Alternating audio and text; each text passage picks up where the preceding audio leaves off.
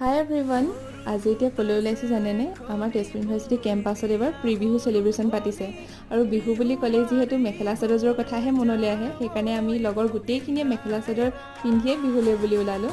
আৰু ইউনিভাৰ্চিটি কেম্পাছত এইবাৰ আমাৰ শেষৰটো বিহু বুলি ক'লেও ভুল কোৱা নহ'ব। আৰু বিহু যিহেতু ইউনিভাৰ্চিটি ফিল্ডত পাতিছিলে, সেইকাৰণে আমি লগৰ গোটেইখিনি তালৈকে গ'লোঁ। গৈ পোৱালৈকে যথেষ্ট মানুহো হৈছিল। তাৰ মাজতে দুখনমান ফটো তুলিলোঁ, ভিডিঅ'ও কৰিলোঁ। আৰু এই থাইলেণ্ডৰ ছোৱালীজনীক চাওকচোন, ইঙৰ কথা কৈছোঁ দেই, একদম অসমীয়া ছোৱালী যেন লগা নাইনে?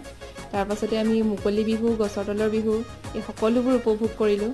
মাজতে গৈ নিজেও এপাক নাচিলোঁগৈ গোটেইখিনিৰ লগতে। আৰু তাৰ মাজতে ইঙক আমাৰ অসমীয়া বিহু সংস্কৃতিৰ বিষয়েও অকণমান ক'লোঁ, যিমানখিনি তাই সুধিছিলে ময়ো ক'লোঁ অলপ। আৰু তাইকো অলপ বিহু নাচিবলৈ শিকালোঁ, ৰুমমেটেও নাচি আছিলে।